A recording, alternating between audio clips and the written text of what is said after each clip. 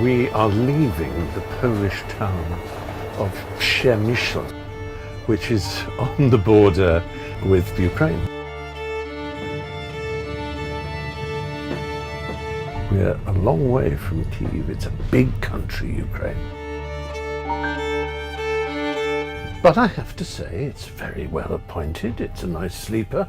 I've even got some message about Ukrainian cuisine and a picture of two chefs who are going to delight us with a dinner. I mean, this is a country at war, but everything seems to be working pretty well.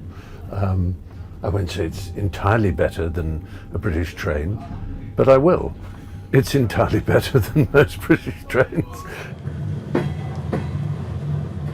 And I'm on a very special sort of train, really, because this is the way to get to Kyiv. So it doesn't matter who you are. Joe Biden, the President of the United States, has been on this train. Boris Johnson came on this train, and now I've come on it. So that's really set the lid on it. Now the Russians will be aiming everything they've got at it. Don't laugh, Stephen. It's not funny. But as I say, this is not about me. It's obviously, as far as I'm concerned, it's about me. It's really that I am greedily curious, and I love the idea of having this opportunity as a guest of the government to talk about mental health in a war zone, which is a very special kind of subject, and B, to see what life is like in a city that is constantly under threat of bombardment.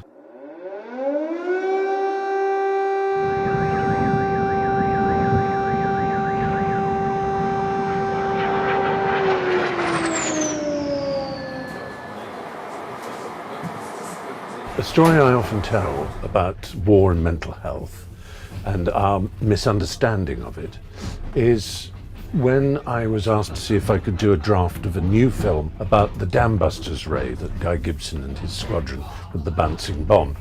And I spoke to this marvellous woman who had actually had an affair with Guy Gibson, so they had to conduct it in secret. And I'd been told by someone from Bomber Command's museum, oh, I hope you're not going to fill it with all sorts of soppy modern nonsense. These were young, stiff, upper-lip British people. They weren't like us. They just got on with the job with grim determination and no nonsense. And I said, okay. Anyway, she said, well, mostly after, we'd enjoyed ourselves, we would get in a car and go for a drive, and he would turn into a farm lane and drop his head onto the steering wheel and sob, and I would rub the back of his head. I said, sorry, this is Guy Gibson, VC, one of only 2 members ever of Bomber Command to get a Victoria Cross. He was sobbing. I said, oh, they were all totally strung out. They were kept awake on speed, on drugs, Benzodrine and things like that. And on top of that, they knew when they went for a successful operation, that meant they were raining fire on cities. And they knew what they were doing, but they were obeying their orders and doing what they were told to do. But it destroyed their minds, some of them. I thought, well, that's strange, because no one talked about it then. I happen to have had, for most of my life, a condition called bipolar disorder, which seems not to have been triggered by anything from outside particularly. It seems to be something I was born with. But there is also the kind that is triggered by some event from outside, a traumatic experience, like having to fight for your country and seeing friends being blown up, and children who are constantly having air raid practices in their schoolrooms, who are constantly having news. Where's their father? Has he telephoned today? Has he called or texted?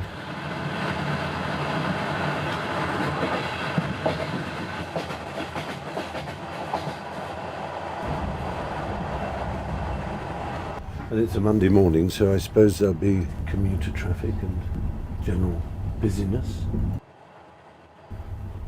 I mean, we could be going through Slough, couldn't we?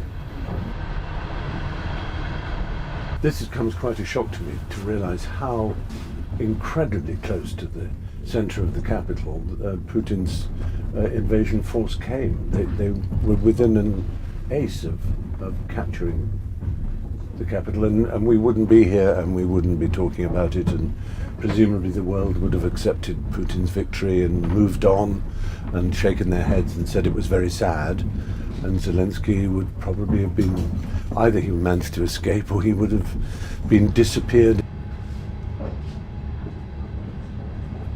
They know what an enemy they're facing. You know, their grandparents will tell them what it was like when Stalin imposed his will on Ukraine. There was a famine to beat all famines, and millions of Ukrainians died at their hands, and unbelievable suffering the Ukrainian people have undergone. There's so much within the race memory of the Ukrainians that tells them that the only possible future for them is one of independence in which they rule themselves. And so therefore the very thought that the Russians could ever be in charge again, I suspect they would fight to the last man virtually.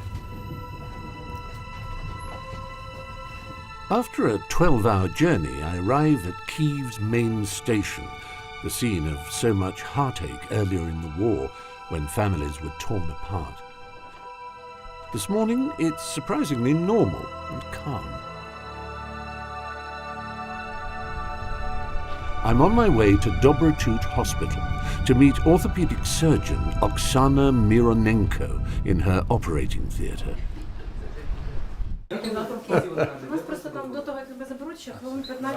I like your tattoo, it's good. First, I'm introduced to Horace, the patient who will undergo surgery. So, Horace, you injured your arm? Which arm? У мене травмовані обидві руки, але оперувати будуть ліву. And was this an explosion, a missile or a sniper? Це був прицільний вогонь. So you understand what is happening to you? Ну так. And are you in pain? Ну, ліва рука майже не працездатна поки. As a medic yourself, what are the main sorts of injuries that you have to deal with? Контузії. Контузії та уламки. And do you notice that some people have mental health problems as well as physical health? Тому що є люди, які з тим працюють. Тобто є спеціалісти, які займаються морально-психологічним станом бійців. Мене звати Орес, я ваш пацієнт. Свого хірурга знаєте? Оксана Андріївна. You never get used to the sight of a vigorous human being under the ether, as they used to say, but whatever the chemicals are that puts you out, there's something so helpless, and the body becomes such a sort of great floppy mass, and it allows the surgeons to do what they're doing.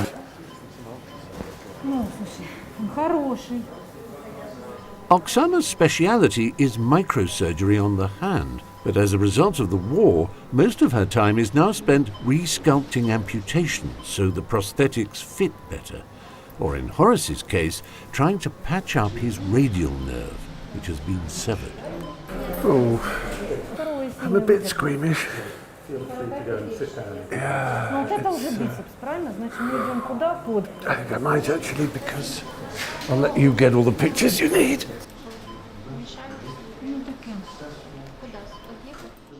Oksana, I've just watched you perform an operation. A success? In peripheral neurosurgery, there is no successful variance just now. We should wait for the results. So I don't know, I hope. And which part of Ukraine do you come from yourself? I'm from Lugansk. And I understand that you've had quite an experience in this last year and a half since the war began. Yes, I lost my house twice and my mom was killed. My mama was killed. Yeah. Do you think you will forgive the Russians for No. their action? Never. There's too evil, too terrible, the things you've seen? I think all they do with Ukrainian people and all people that they fight all of this, it's very bad, very hard things, and I hope that all Russia will disappear. Do you think there's a danger of the Ukrainian people getting tired? I see now a lot of people are tired from the war. I don't want to do nothing, and they want to take rest or do something, just not help or not fight. I don't understand them. But I don't want to speak with people who are tired from war. It's uncomfortable for me, so I try to avoid them. After the operation, Oksana introduces me to two of her former patients, Wikipedia and Boychik, who each lost a leg in the siege of Mariupol. I mean, I've always thought when I've seen people with it that it's one thing to have the leg amputated, that's a serious thing, but also it's where the prosthetic, where the new leg meets the stump, the old leg. It itches, it's painful, yeah? Yeah, it's a little bit painful, but very important for me to walk without anything, without crutches, without canes. That's why when we made this socket for prosthetic, we tried to make this as tight as we can. To have more control for walking without anything. So for me, it's important. Did you get help with your mental recovery as well as your physical recovery? Did you get advice and help? First of all, I'm from Odessa, that's why I like to think about this. Like, I don't lost my leg. I exchanged my leg for benefits, for free parking. So, Very good, very good. Some of the weapons that inflicted the pain and wanton destruction are on display in the square outside St. Michael's Monastery. I'm here to meet Nikita Titov, a famous Ukrainian artist who, like me, suffers from bipolar disorder. Nikita! His friend, neurosurgeon Andrei Mizak, will be my translator. That's just so few lines. Майже, так. Thank you so much. That is fantastic. It will take pride of place in my study. Every time I look up from writing, I will see myself and think of you. Oh, there we go. Переможу. Перемоги нам всім. Перемогу.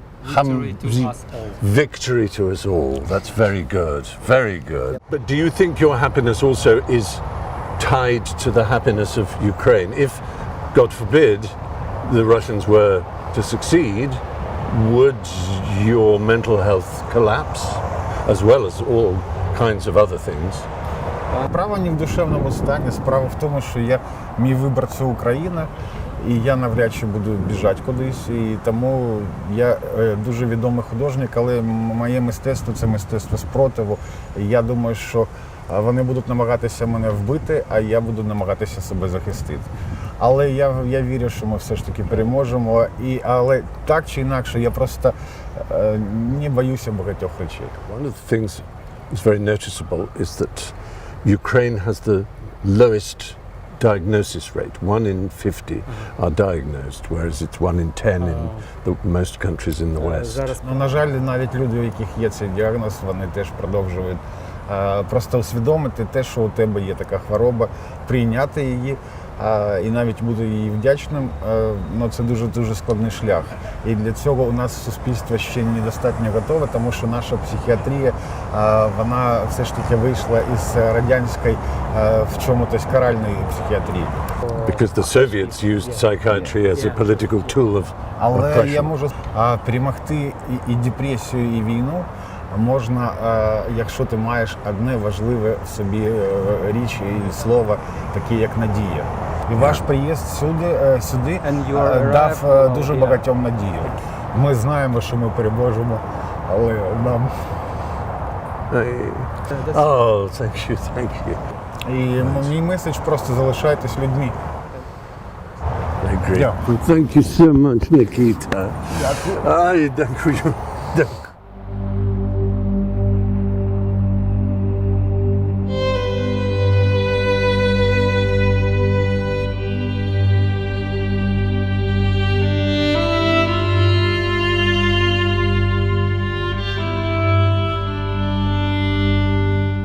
Later that evening, I meet up with Andrei.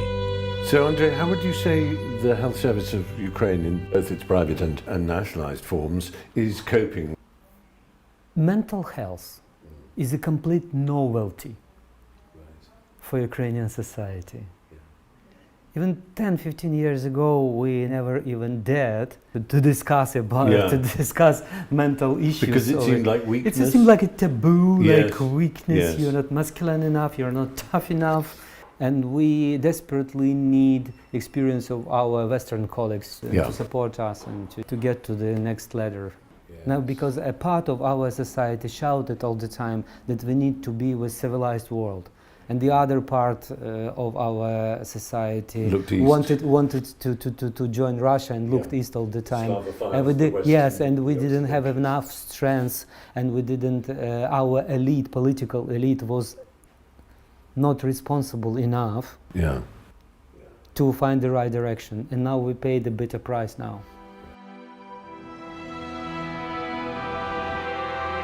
It's estimated that over 200,000 Ukrainian soldiers have been killed or wounded so far in this war. Mladena Kachuret's husband was killed in the Battle of Bakhmut. This is the first time she's talked about his death. Perhaps the worst injury of all is for those left behind who lost someone. And that's your story, yes? Yeah. You lost your husband. Just a couple of weeks ago. That recently. So it's very raw. It still keeps you awake. Yeah, it is. Well, actually, I just got here. I was back home in his hometown where we got the funeral. Was he what you might call an obvious type to join an army, a military No. sort of person? He No. is a philosopher. He graduated from the philosophy faculty in Really? Travle Academy. Culture studies. Right. Violence was never But not his philosophy, and violence was never kind of means for him to solve any kind of problem. No. He's just an anti-violent person, like Right. the kindest person I know. Contrary to me, because I'm like kind of very active and I'm ready to fight all the time. So he was just like all the time he was putting me back and just calming me down and saying that there is no reasons to to be aggressive or to solve the problems with violence or fights or whatever. And that's how we raised our daughter. So you have a daughter. How old is she? She's 11. So old enough to be distraught. She is actually, even now, she's very close with him. So do you, I know it's still so recent, but do you try to talk about him and keep him alive in conversation, and it's not... She keeps texting him in WhatsApp. And she actually, what she said to me about 5 days ago, that she misses him and she really doesn't want him to come in her dreams, but she wants him to reply on her messages and or like to call her back. I think that's a very good instinct for her to do that, isn't it? To keep remembering him like that. I don't know how easy it is for her. Is it a protective mechanism, or she just like, just tries to not to lose, I think. not to lose him. Yes. So for you, maybe one of the best things that could happen is something that's quite controversial in some parts of the world, which is for Ukraine to join the EU and NATO, so that it's this idea of looking towards Russia. I really hope that Ukraine will join the EU and NATO, but I don't think this is the best thing personally for me, because personally for me the bad thing would be if he came back alive. Yeah. And yes, of so course. there is no kind of satisfaction or substitute feeling or whatever.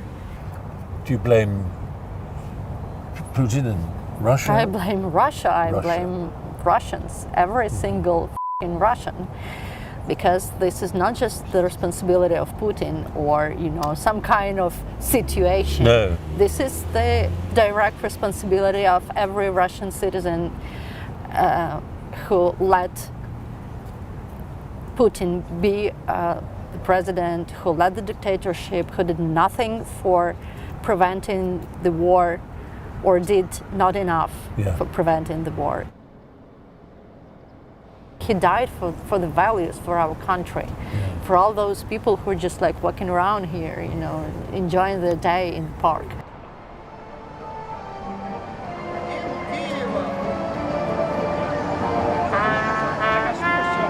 So many men have already died in this war, and for each of them, a family is left devastated. And much like Britain after the First World War, the number of widows is spiraling. Maria Hraba's husband was killed on the front line 9 months ago while he was serving with his brother Nazar, a well-known Ukrainian actor. It's like my brother was saying, I'm not going to fight there for borders or language. I'm going to fight for my mom, me, and his wife. It was a question of dignity. Yes. Like Yes. he couldn't like stay apart. I don't know. He couldn't like ignore that. And, He always he feels like he always can do more, be more useful. That was his words always. and what was his name? Ilya. And how long had you been married when he joined the army? Not so long. We got summer. married during Just the war. last summer? Yeah, last summer. The day before war, we were living like our casual life. Ilya was musician. Like I have my job. We have like very cozy apartment and like big plans for future. And now there's nothing left. And I don't know. I don't know. I still don't know. You Like don't know? that was my first question. What do I do now? Yes, he was my soulmate, and that's not only words because we actually were talking about it that we are soulmates. And when you ask me about my future, I don't know because like I'm lost. I'm trying my best to do like everything right. I don't know how, but I'm trying to make his life even more meaningful. Yes. What happened to your brother exactly? Tank. A tank. Yes. He was one of the best from our unit, Was he older than you or younger than you? older than He was your big brother. Yeah. Yeah. And And the day that happened, we were together at the front line, and I got injury, a grenade shot right here. oh, you did you? Yeah. Yeah. And that took you out of combat. Yes. When I was in hospital, I had call at 1 a.m. from my commander. He was saying, Nazar, I'm sorry, we couldn't save him. My world just fell apart. Така, братці, війна. Така, братці, війна. As a person, he was a much better than me. Oh, you mustn't say No, that. no. In any ways, I'm not saying this because I'm waiting for some kind of like to calm me down or to say something for me, but I could say that without any doubts. As a person who was a 10,000 times better Let's say than me. he was a really great guy. Yeah. Let's say that. Loving. Let's say that he was a great guy in his way and you're a great guy in your way. But will you ever forgive the Russians for what they've done by invading? No. That's like I maybe I can't say it in English properly, but I don't want to focus on them. No. They like don't deserve that. I don't think about them. No. For me, there's nobody out there. Yeah. That's why I stay in Ukraine because I can't meet any Russians. Yeah. I'm just too afraid to go abroad because If you saw a Russian, if I will see a Russian, if I will hear like glory to Russia or some kind of that shit, I just don't know what is gonna happen to me and that guy. So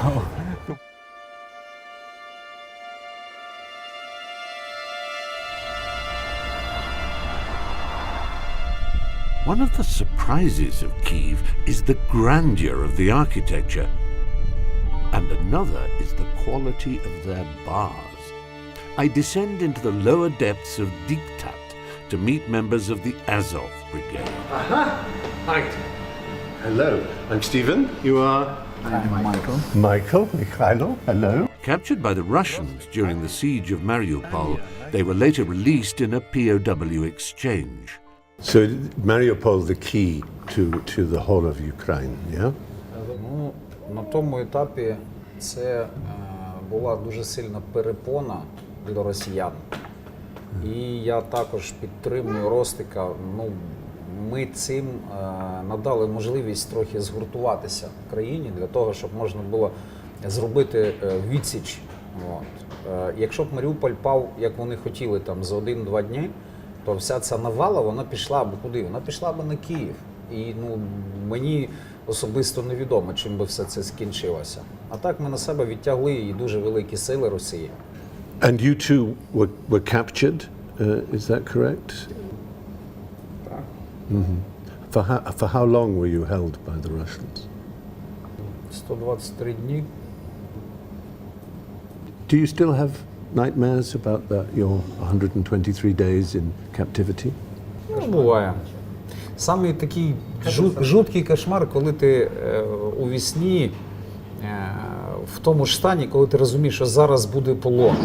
Для мене це саме такий жуткий кошмар. Саме з полону такого в мене нічого не снилось. And you, Rostik?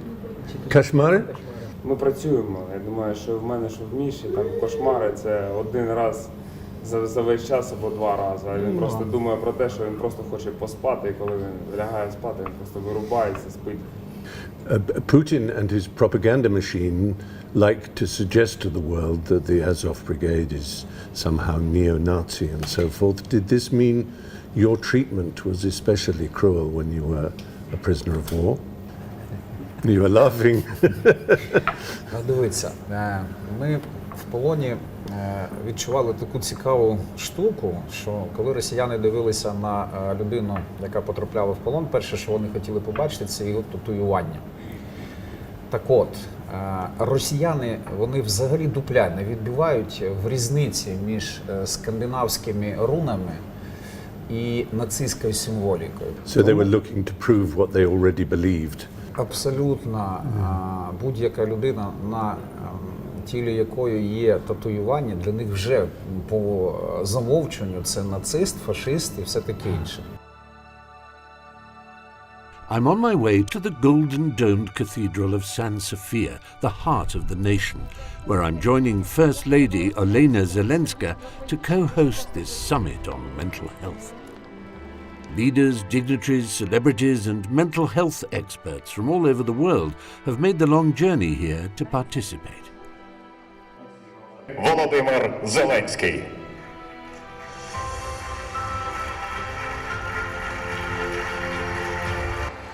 Слава Україні! Дуже дякую. Перша леді України Олена Зеленська. Добрий день. Тож, вітаю всіх на 3-му саміті перших леді та джентльменів. В основі нашої цінності – людське життя. А в основі людського життя завжди стоїть любов. І секрет нашої стійкості в любові. В любові до своїх дітей, батьків, коханих, друзів,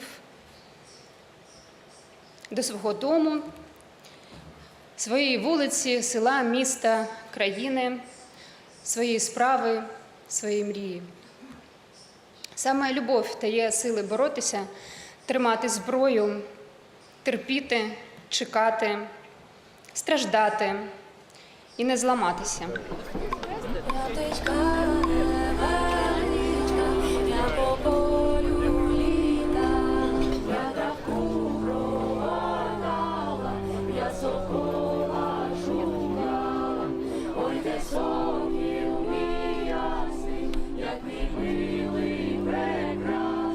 It is our war. It is the war of Ukraine, but it's also the war of Europe. Putin is a danger for all Europe and the whole world. And we have to stop him here. Or we have to help Ukrainians to stop him. If not, the consequences will be incalculable in Europe and beyond. Imagine 1 minute that Putin wins. It's a green light for China in Taiwan. It's a green light for Erdogan in Greece. It's a green line for the Iranian regime for nuclear weapons for Baghdad. And so it's a green line for Daesh, who will find free, open bar. If Putin won, he cannot win. If he did win in Ukraine, it will be open bar for all the dictators in the world.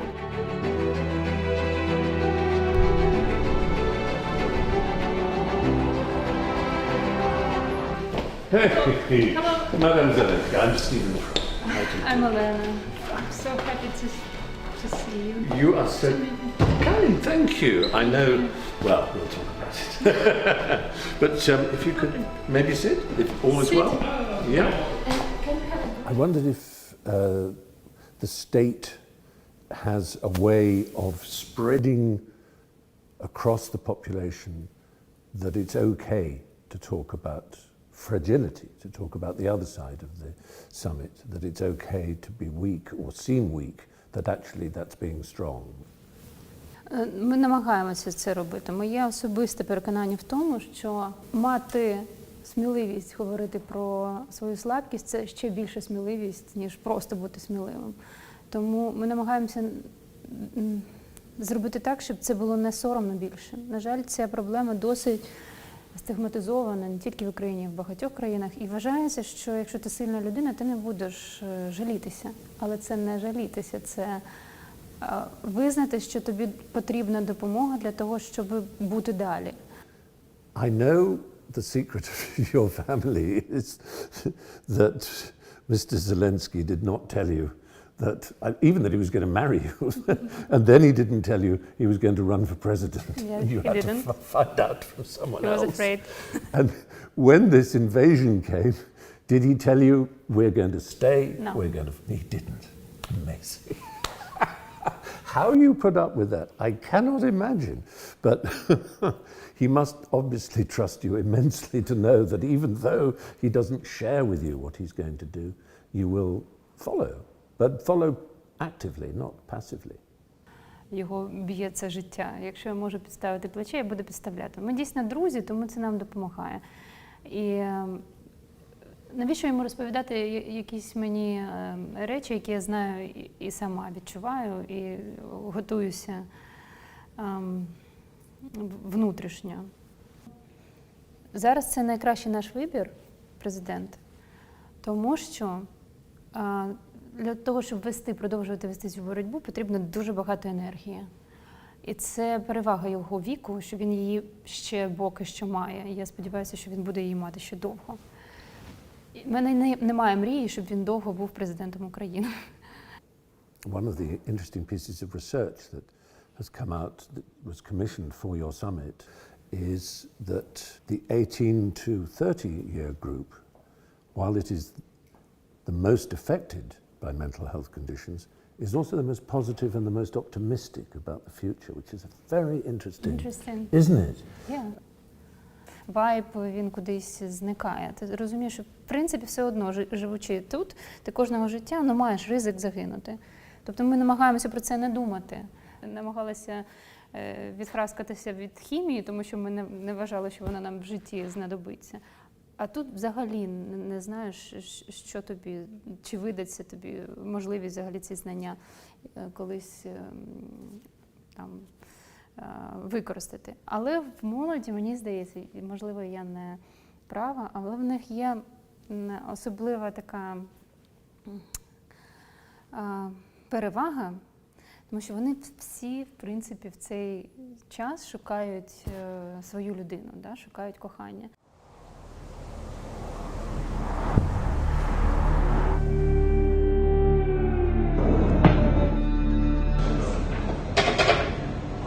Well, everybody experiences something for the first time. You know, my first pony, my first Sony, my first No, I shan't say that. But, you know, all the things we experienced for the first time. And I've lived a lot of years on this planet before experiencing my first air raid, but here it is, in a hotel in Kiev at, what time is it, 5:03 in the morning. Went off at about 4:45. Very polite voice telling us to go down to the air raid, so we shuffled out of our hotel rooms. And here we are. We've got lounges. There's also an app. The app reminds me that the alarm is still going on, and that'll wake you up if nothing else does. So Kiev at war has embraced the 21st century and its technology, but otherwise I suppose it isn't that far different from the air raids my mother and father experienced when they were young in the Second World War during the Blitz, and they were both in London.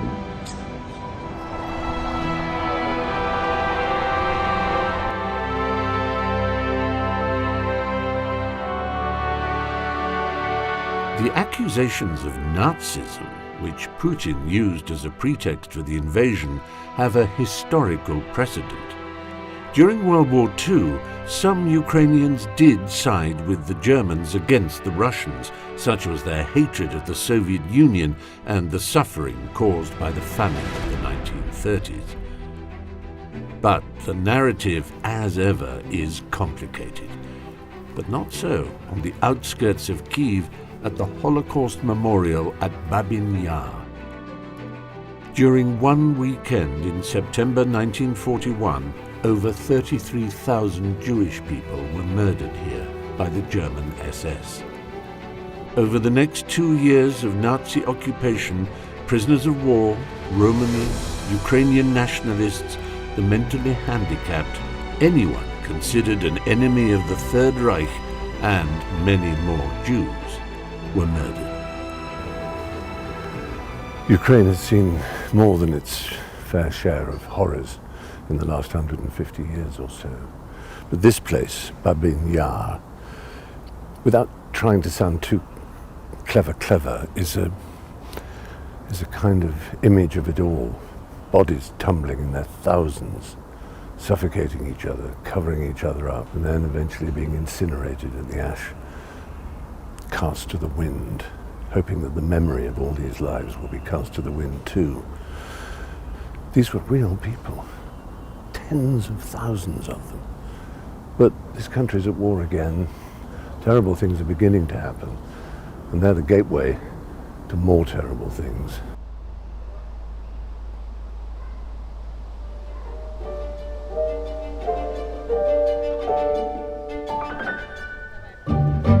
After the somber reflections of Ukraine's painful past, I'm tempted to lighten the mood by accepting an invitation by Vasil Baidak, a comedian whom I met at the summit, to join him at his favorite club. Oh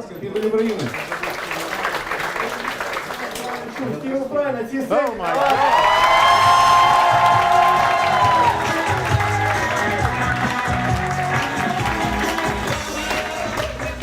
The thing I've seen more than anything else is the thing that this club is dedicated to, and that is laughter.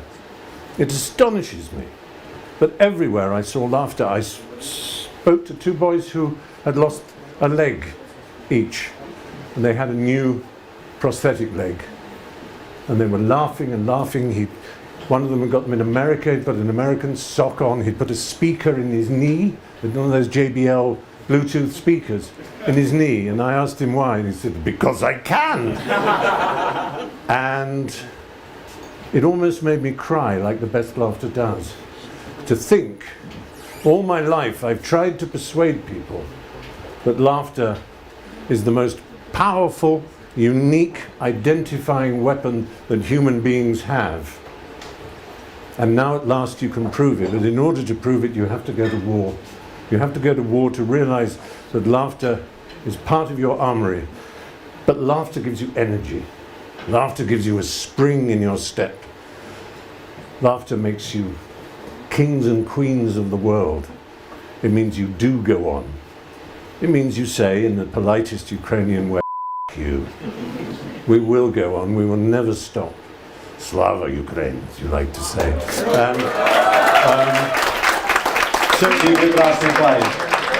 Vasil, I have a theory about countries. Most people think the way to know a country is the food or the music. They'll put one or other first, the music, maybe the food. There's the dress, I suppose, how people dress. But for me, it's comedy. Yeah. For me, that is the... how would you characterize Ukrainian comedy? Ooh, it's comedy for survive. Right. That's surviving comedy. Has that changed? Is that more so now because of the war, or has that always been the mark of Ukrainian comedy? Yeah, and I think it's always like this because when it's hard, Ukrainians make some jokes, and it's different jokes, and it's dark or white jokes, but it's everywhere. Every time it's joking. We are joking. You said no, comedy is not a weapon. Yeah, not a weapon. So F-16, if planes and that's a weapon. Yeah, that's a weapon, and that's why we have no this weapon. It's a humor. Yeah.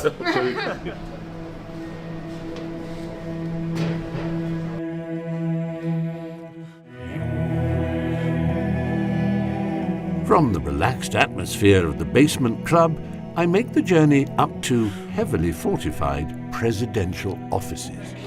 I've been practicing. It's very good to meet you, sir. Happy to see you. Thank you. Thank you for coming, please. In England, they had the Joker, and which is, a fool, as Shakespeare would call him a fool, who would say to the king, you're an idiot, or something, to remind people of power, not to become paranoid, arrogant. Yes. I'm not suggesting you are becoming paranoid. I'm hearing some no. Some interesting messages. but because I remember a friend of mine worked with Robert Redford, the actor, and I said to him, "What's Robert Redford like?" He said, "Stephen, what would you be like if for 30 years you had never heard the word no?" And I wondered if you thought about it. If you have someone who says to you, "No," maybe it's Madame Zelenska because she's.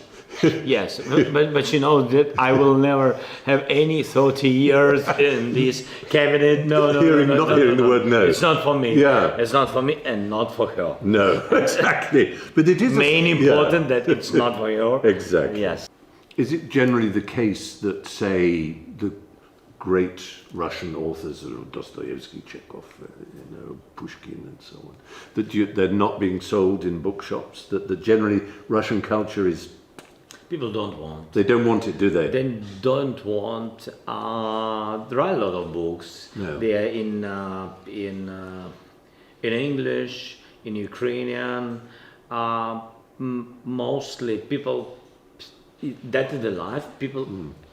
For today, people hate everything. Yeah. Which is connecting with the Russia.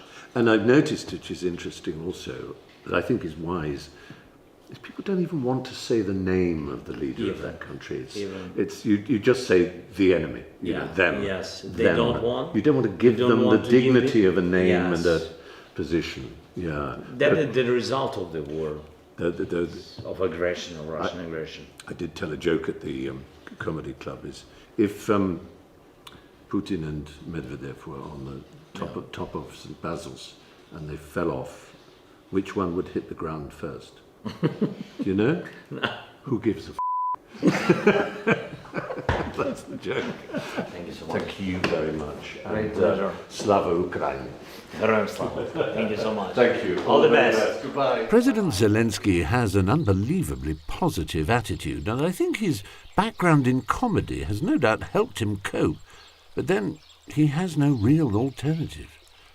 This resilience of the Ukrainians is born out of necessity, and tragically their suffering over the last century has given them plenty of practice. The physical wounds of this war will be evident for a generation to come. The mental scars will take a lot longer to heal. But I'm encouraged by their willingness to talk about it. And that is the most important first step.